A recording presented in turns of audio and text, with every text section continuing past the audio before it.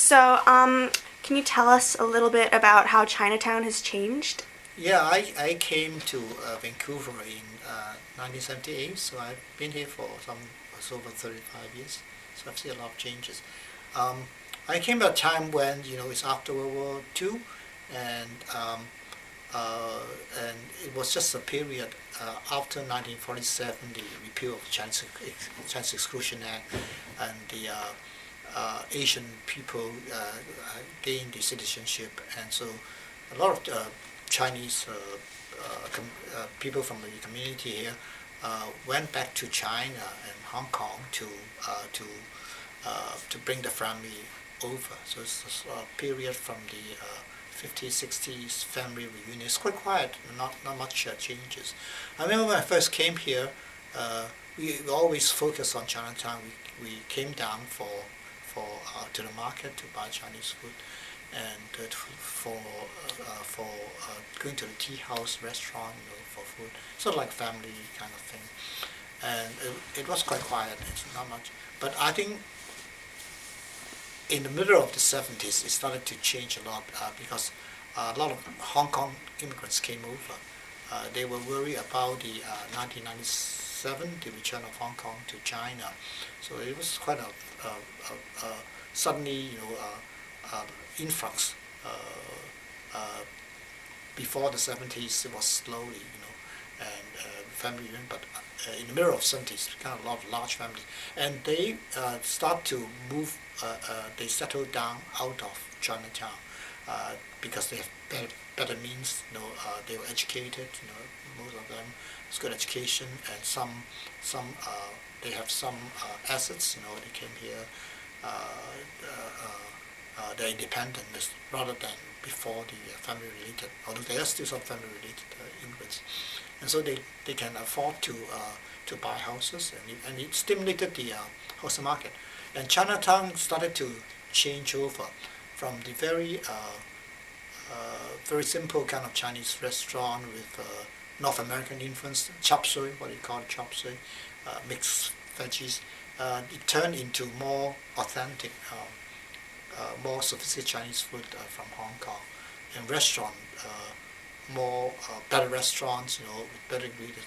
And plus, I think the increase in air traffic, in cargo. We get things now suddenly from Asia directly or over, and so we have authentic kind of foods here. At one time in the 70s, the population rise. China has, been suffer from stagnation for a long time. Partly, I think due to the good intention, maybe the good intention of the Canadian government. They want to keep it as a heritage area or sort of historical, not to change.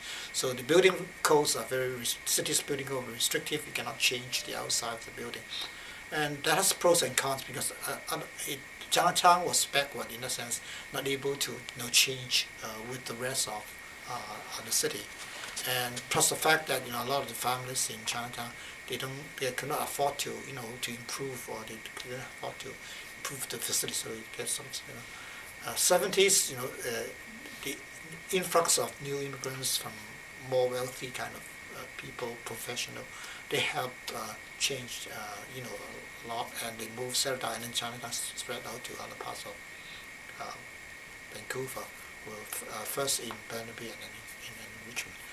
I think Richmond grows very fast in the late 80s and 90s. In the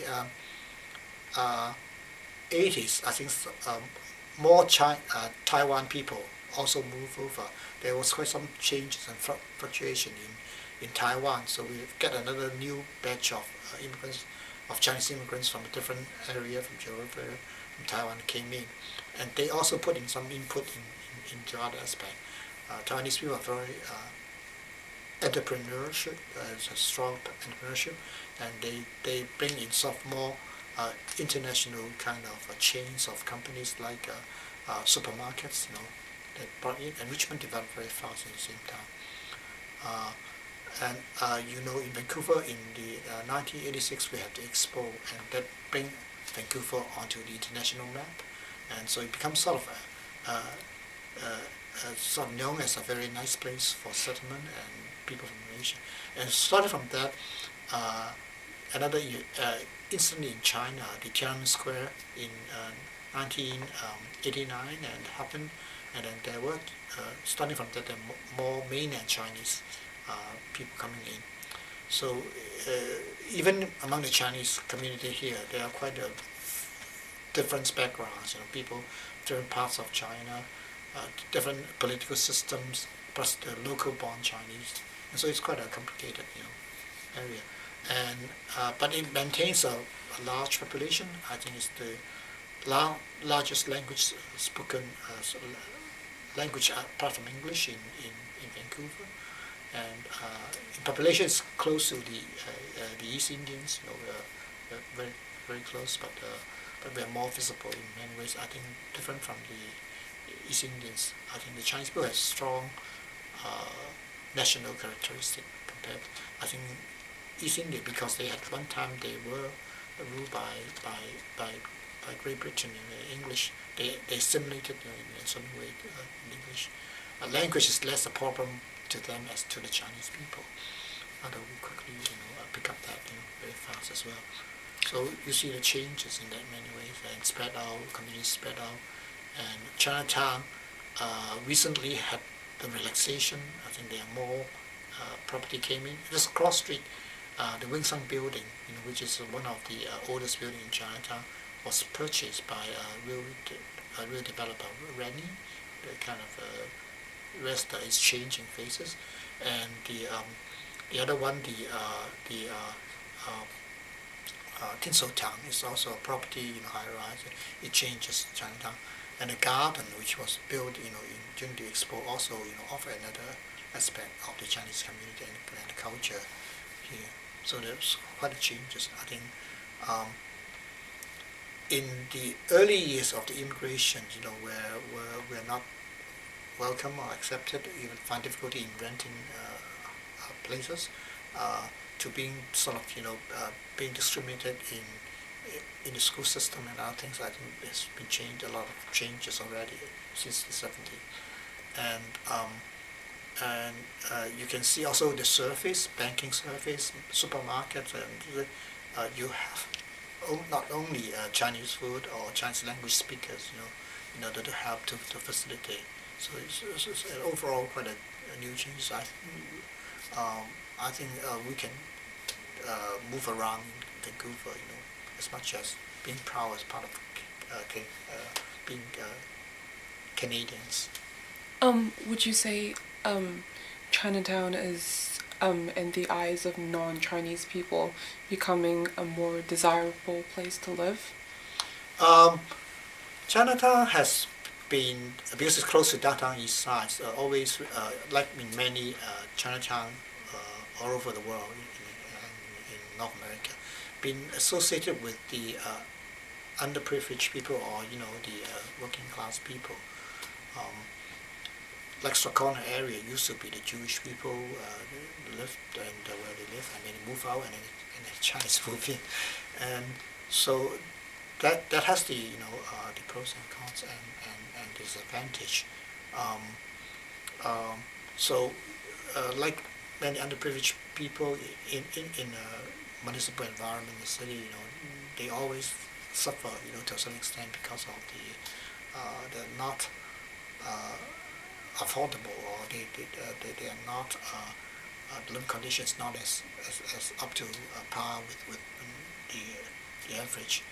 So in the old days, except for some exalted or unusual, like Chinese food, people come here, or some Asian products, they might be able to get the gift shops, kind of thing. But also the underprivileged people, who cannot afford high rent, they find living in Chinatown, maybe affordable. So that's kind of the association in the other day. But nowadays, not too many people live in Chinatown. Partly because the facility is not as good, it's been outdated, not upkeep. Until recently, there's some and the Chinese landlords, people here, reluctant to sell even though they were not upkeeping, they were not sell because of their strong belief in their own roots and thing they want to sell. For instance, we're lucky to have the Chinese Museum here built in Chinatown as compared to Japanese Canadians. They told me that they were very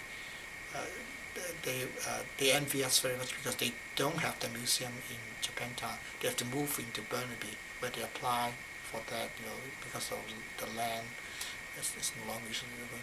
And not too many other communities have sort of a place, a center where they keep the original culture and community. So I think in that sense, Chinatown is